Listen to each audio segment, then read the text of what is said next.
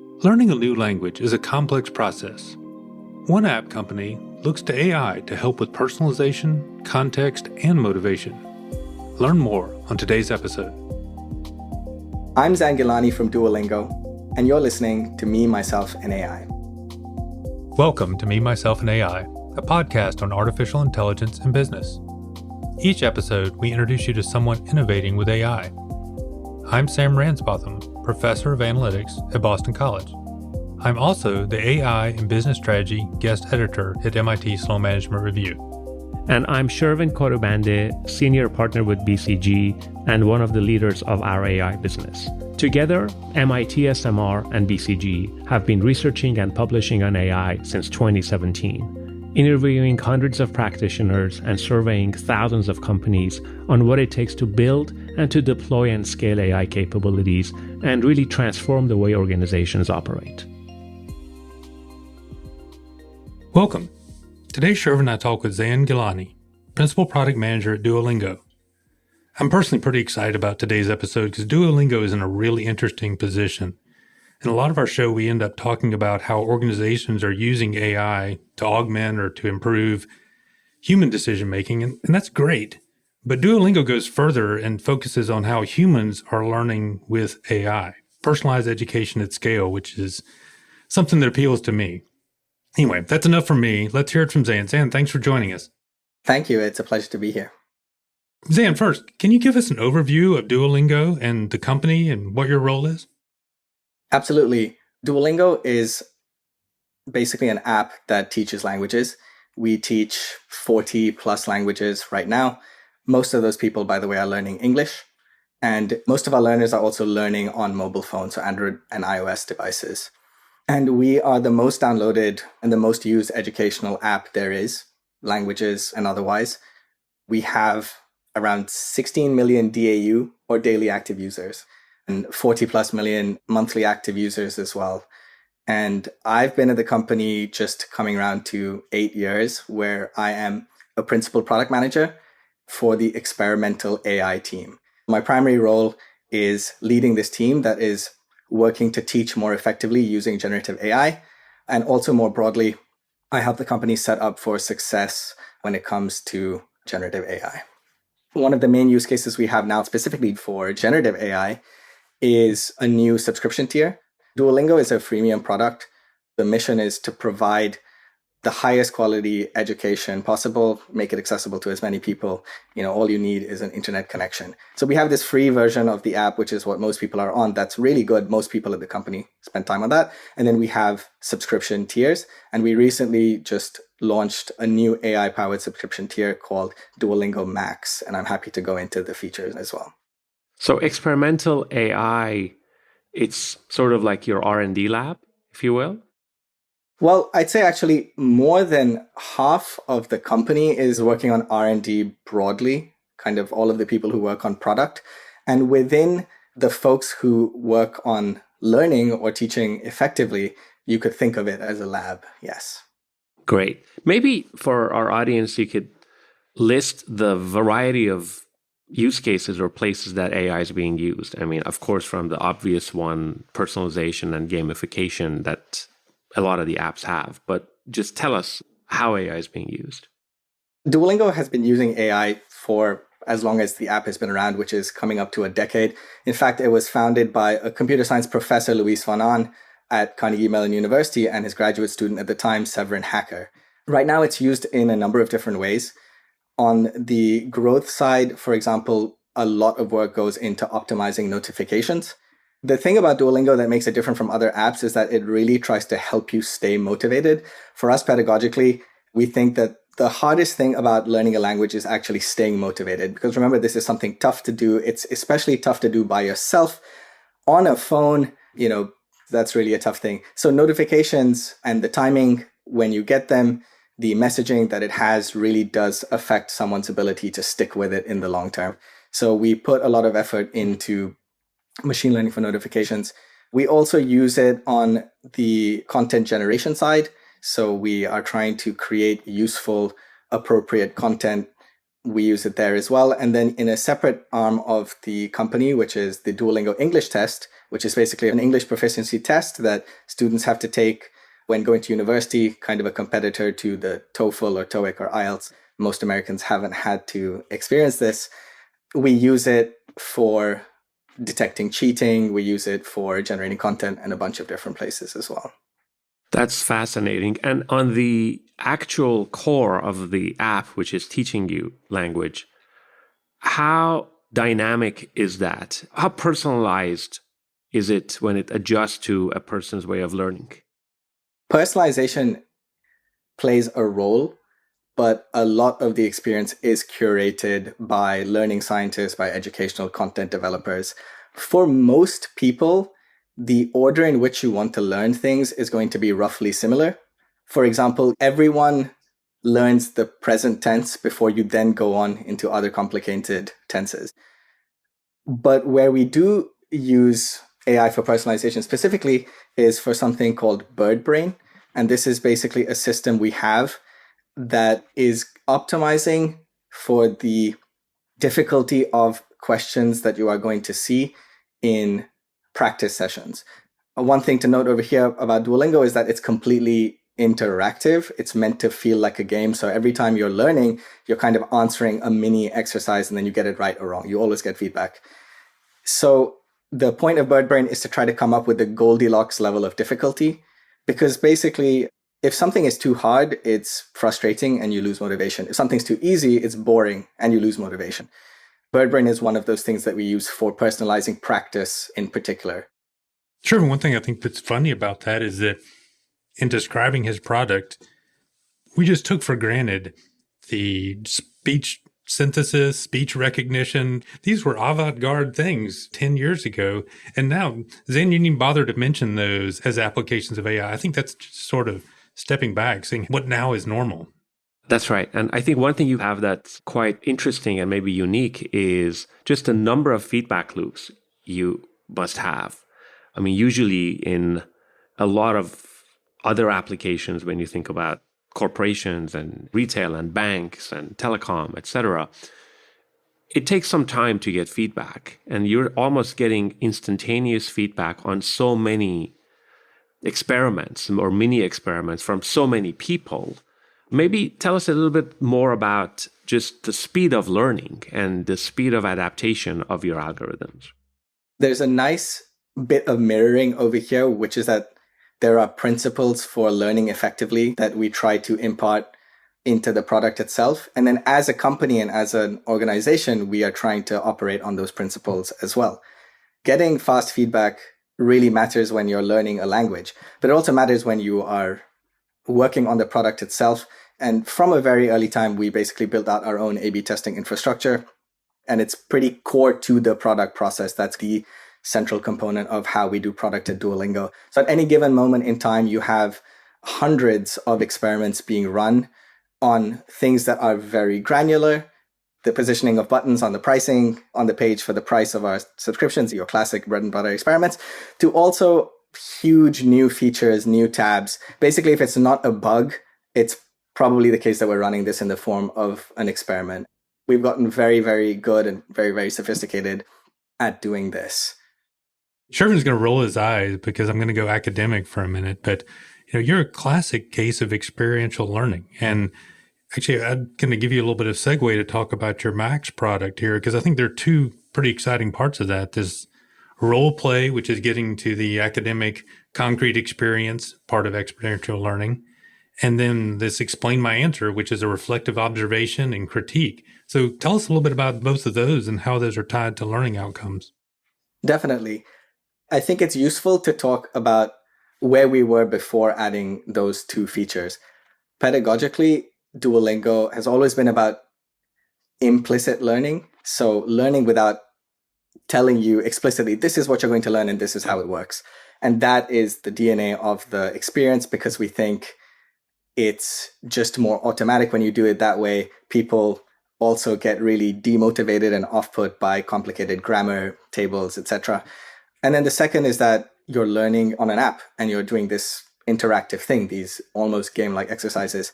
The two things that have been missing or limited is that one, some people do actually want explanations, and that can be really efficient and effective when done in the right amount and in the right way. So Explain My Answer is a solution to that problem. And the nice thing about Explain My Answer that really only works thanks to modern large language models is that the large language models are really good at providing jargon-free, concise explanations of the mistakes you make. It's really tough, even for teachers, to try to do that without using jargon and also without being right on the money. And so we are able to do that with Explain My Answer pretty well. It can give you follow-up illustrations. It can give you examples, all of these things that make large language models, by the way, just good for anyone trying to learn anything by themselves. For me, it's life-changing. Or anyone trying to give a speech. Or anyone trying to give a speech, yes. And then the second one, role play, is that ultimately, for most people, language learning is not an academic exercise. They're trying to use it as a skill in the real world.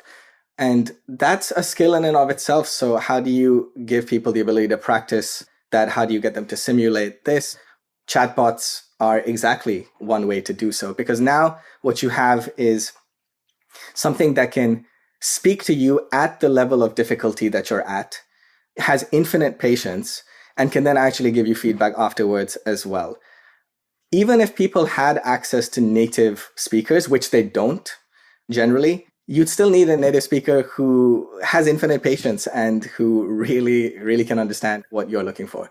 So roleplay is basically trying to provide that experience into the app. Rather than just having a text interface like ChatGPT and just having you speak back and forth, basically what we've done is we've broken down conversations or scenarios into these bite-sized experiences where you're talking to a chatbot who's going to be a barista or a friend that you're borrowing something from, and then you try to go through a very specific short experience.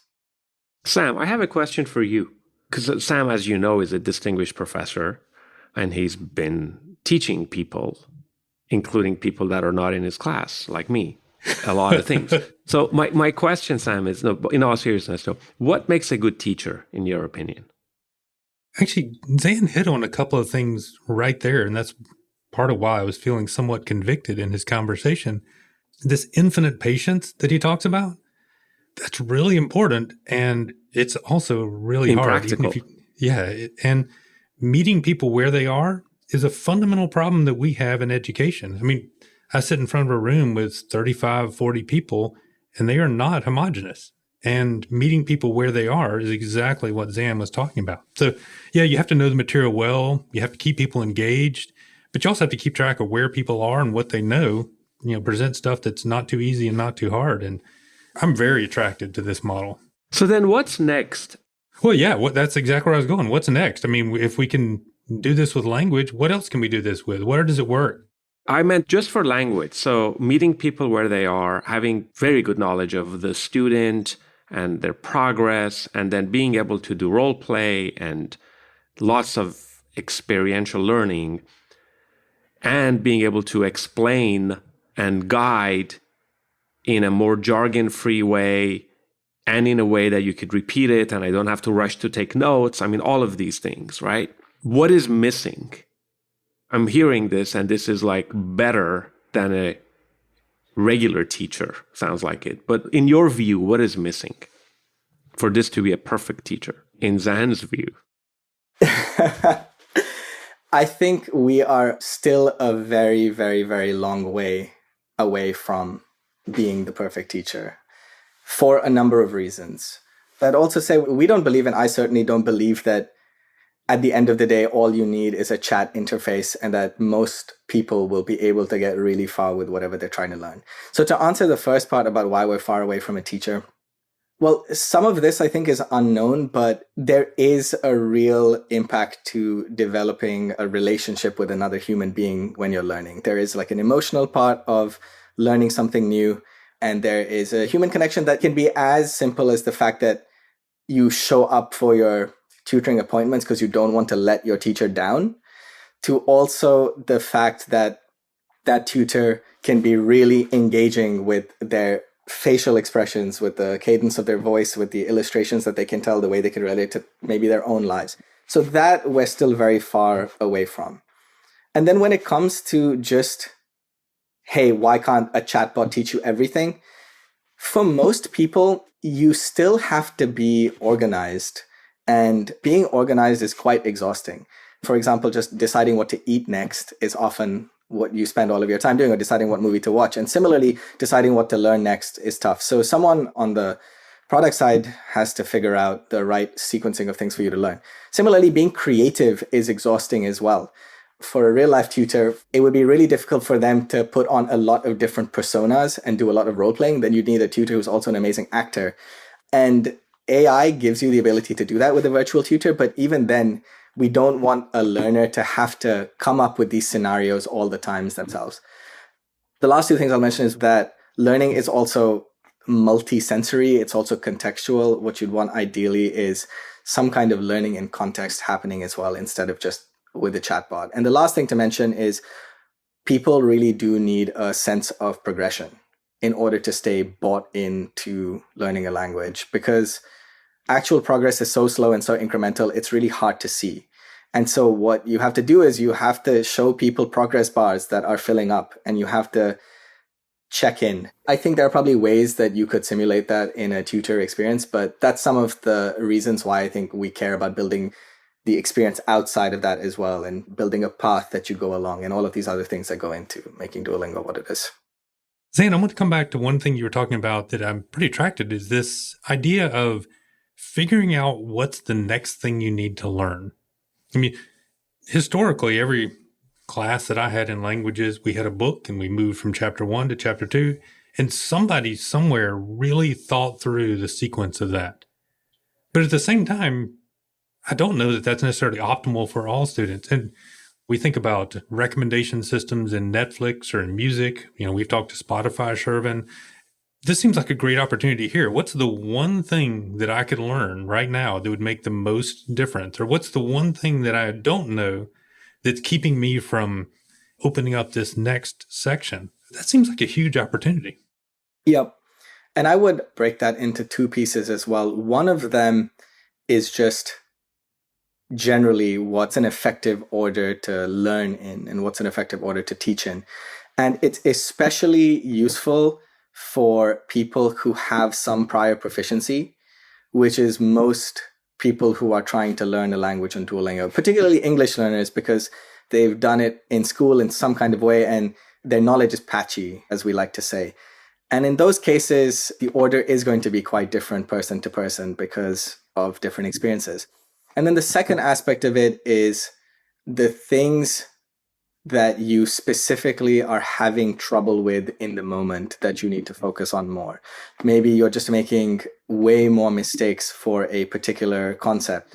Maybe it's verb conjugations are the problem, or maybe you just don't know how to introduce yourself well. And so there's opportunity to, say, actually spend more time in that part of the experience. It's not that every curriculum is custom made for a unique student, but it is that where you put your attention in and your focus and the amount you put it in and the order you do it in is directed by some kind of tutor. I will say that's a tough thing to do. It really is a tough thing to do. We're not there, but that's part of the dream, certainly. So the show is me, myself, and AI, and we didn't learn a lot about you and yourself.